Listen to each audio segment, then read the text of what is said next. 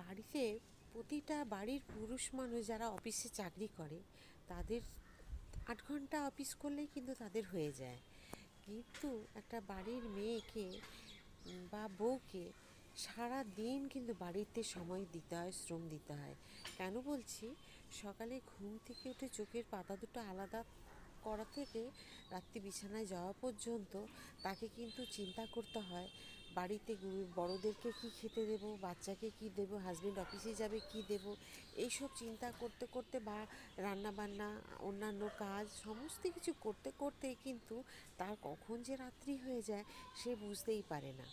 তো সেই কারণেই বললাম কথাটা, যে ছেলেদের থেকে মেয়েরা কিন্তু সংসারের দায়িত্বটা সবথেকে বেশি নেয়।